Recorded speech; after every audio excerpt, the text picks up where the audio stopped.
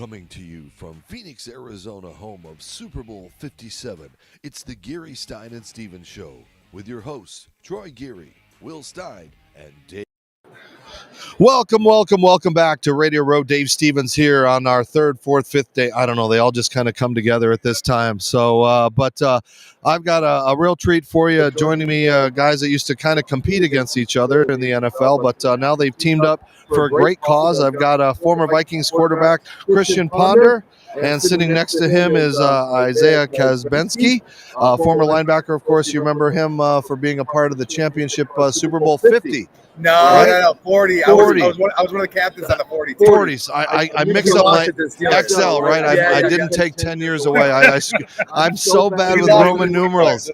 Luckily, I was born in 66, so I always know the Super Bowl's 57 and I'm 57. And when that ends, I'm the one that ends, I think. So there's no more Dave, but you guys are joining me. We'll talk some football, but I think more importantly, what you guys are doing is so needed. I know the NFL tries to prep you when you come into the league, but most of those kids, they don't pay attention. They go to those things. They hear from some former NFL guys, and they're more thinking about, okay, I got practice coming up. I got to memorize the playbooks. Yeah, my finances don't matter right now. I just got a big contract. So screw it. I'm going to go. But you guys know the life of a NFL quarterback is short. Life of any NFL player is never guaranteed. So it's important to set up, you position yourself not to be taken advantage of by all your hangers-on that we saw over the years and things like that, and really put yourself in a position to be able to enjoy life after your postseason, NFL career. Yeah, definitely. And that, look, the Post is our company. It really started my own story when I left the NFL in 2016. I immediately moved to New York City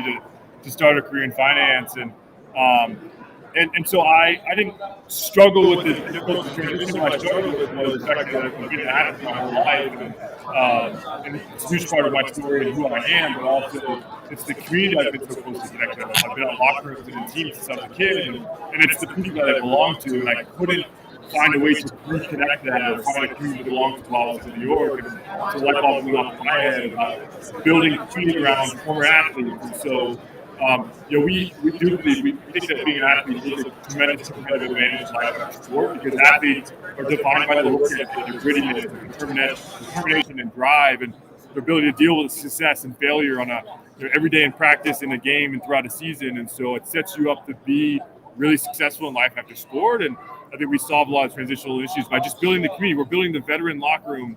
We're starting with people who have transitioned successfully, very successfully well into business. So people who are VPs at Goldman Sachs or CEOs and founders, and starting with them. And I think now how we solve, athletes who are coming out of sport, men or women, regardless of sport, now you have a place to immediately immerse yourself into, and you see examples of people just like you who are now taking what they learned through sport and applying it to business in a really successful way. And for us, it's a continuation of our athletic career in that community, and it's a new form of the locker room is really how we describe it, because you asked so many athletes about what you miss most about sport.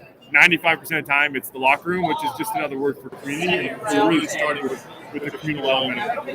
And it's the same way for real veterans. It's the same as that community's come together through MVP and what Nate Boyer's doing and all those wonderful things. So are you the brains and you're the beauty, or are you the brains? I know, we got the Harvard guy over here that we got to talk about how you got involved and, putting your money on the line to create this thing. Yeah, absolutely. So everything that Christian's talked about, intimately understand, right? Playing 8 years, transitioning out, knowing that's not easy, but understanding those things that got me to play at that elite level, the perseverance, the ability to overcome, never backing down, unbelievable hard work, all those things, I had to translate to someone else. I had some great mentorship along the way to help me do that, point in the right direction. I talked to a bunch of players that had transitioned out, right? Like a Joe Montana, like a Steve Young, like a Ronnie Lott, Gary Fensick, I don't remember him, Yale, Chicago Bears.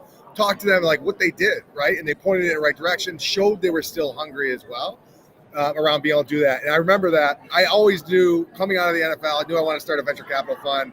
So retired, went to Harvard Business School, got my MBA, and became an entrepreneur first, and then eventually worked my way to starting my venture capital fund. So I started Fund 1 in 2019. We just raised our Fund 2. It's a $150 million fund. Out of that fund, we really look for working with amazing entrepreneurs into markets that we can help out a ton that can scale to venture returns, right? Where we have We've raised the fund. We have, a fiduciary responsibility to drive those top tier returns. Looking at and meeting Christian and looking at this vision where it's a latent market, right? If you think about this wouldn't necessarily be kind of front of mind. This model scales incredibly well. These guys are the right people to do it. We're looking at multi-decade tailwinds. YPO's existed for a long time. It's very much taking that even more so, right? The identity of an athlete never really changes, right? You guys still identify yourself as an athlete. It's core to who we are. We want to do other things. That is unbelievably, psychologically, unbelievable important for what he's building at the Post. He's already started to see it. They have a massive waiting list where they're coming out with it as well. These guys are the right group to execute it. He co-founded with a former president of Under Armour, CEO of Equinox Media, Jason LaRose. Amazing team that they've built behind them as well. And no one's done this before, right? That's the last thing. We check the box on, can this get venture scale? This is multi-decade tailwinds. And can you actually go execute and drive that as well? This is the team to be able to do it. Super exciting on a lot of different fronts. But you didn't answer my question. Who's the brains and the beauty? I'm definitely not the beauty. Okay. And we're just excited. We love to work closely with entrepreneurs. Christian and Jason are so easy to work with. I sit on their board of directors as well. But really, and having been an entrepreneur before, I understand it's not about going in to run a business. It's how do we connect dots efficiently for entrepreneurs, for Jason and Christian, as much as possible across the board. So whatever you want to call that, I don't know if it's brains. I wouldn't say it's brains. It's definitely not the beauty over here around that. But I think being able to work closely with entrepreneurs is what makes me excited every single day I get up. And that's why I do what I do. And again, point that passion and direction in the right way. All right, Christian, take me through it. I just got drafted. I'm the number 1 pick coming out of Augsburg University in Minnesota. And, I'm a high pick. I got a lot of money. Why do I come to you and take me through that process? What happens to me? Yeah, so we are primarily right now we're focused on former athletes, right? So say, you're 6 years removed now. I'm done playing. I have some ambitions in business, and so I think a lot of athletes struggle with obviously taking yourself out of sport where you're most secure. It's I'm so secure as an athlete. It's where I've performed. I've dedicated so much time and effort. And then removing yourself from that and new environments and new type of people that I'm not as familiar with or comfortable around. And I think so many people try to do it by themselves. And I think that's why the community element of all this solves this. So we would just basically, like a lot of what we're doing now is really starting to tell people our story. A lot of people don't know that we exist. I mean, this is so brand new for us. We'll launch in New York City in the spring. We're building out a physical clubhouse.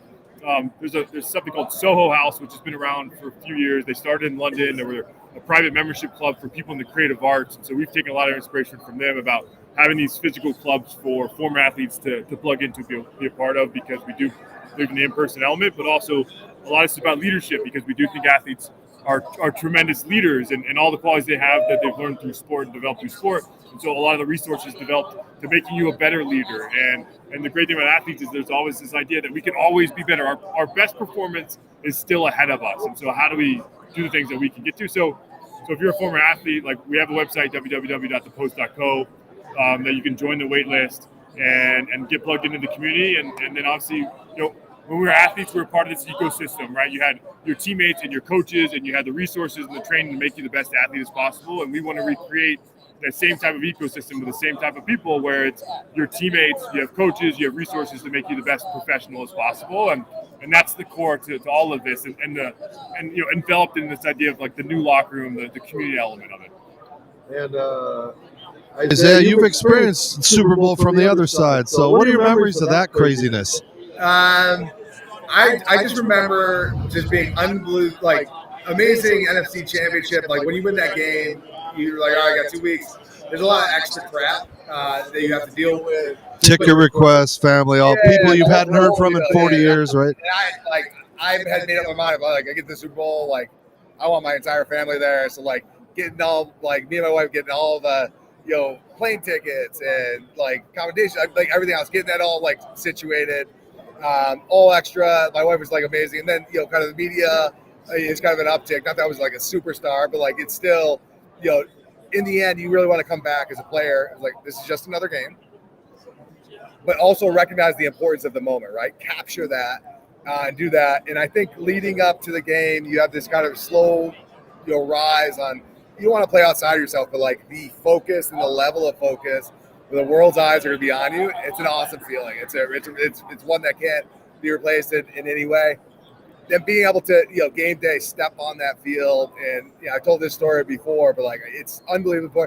Like stepping foot on that field for the first time, realizing that 9-year-old kid is getting that chance to play, and all the people that helped me get to that point was just awesome. Now we didn't have an amazing outcome to that game, but like having the honor and opportunity to be able to play in the game is amazing. And someone asked a little bit ago around the refs in that game. I'll just say no comment around that Steelers Seahawks Super Bowl, how that went down.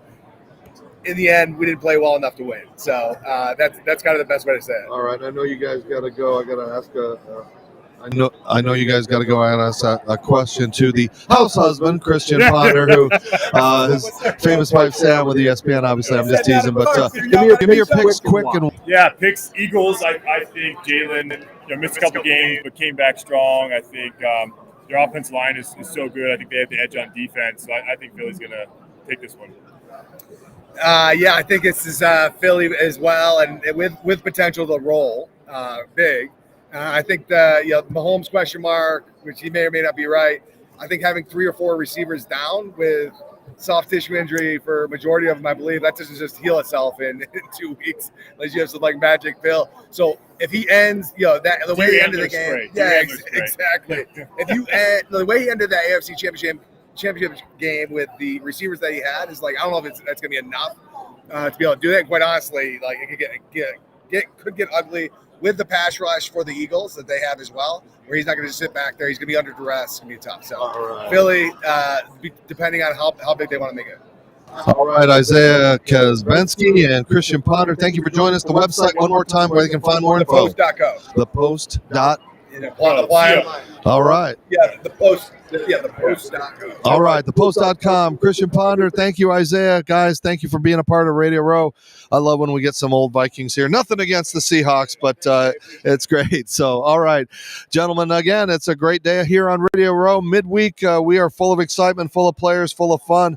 I'm Dave Stevens. Continue to follow us on all social media platforms. And, of course, I keep telling you, I hope you're paying attention that we've got this amazing sale going on. If you go to freshcleantees.com, you get 25% off of your order. This is exclusive only to us. T-shirts, we've got all kinds of cool stuff to get that these guys are getting on Radio Row, thanks to our friends at Fresh Clean Threads. So go to freshcleantees.com/GSS show, type in touchdown, you get that exclusive code, you get to look good, and of course you save 25%, because that's what I've been wearing on Radio Row all week. We'll be live continuing all day here. I'm Dave Stevens. Troy's upstairs with Rihanna. We got more guests coming. I think Earl Campbell might be stopping by, a football legend, Hall of Famer. So don't go away. We're going to be here with you, bringing you the best.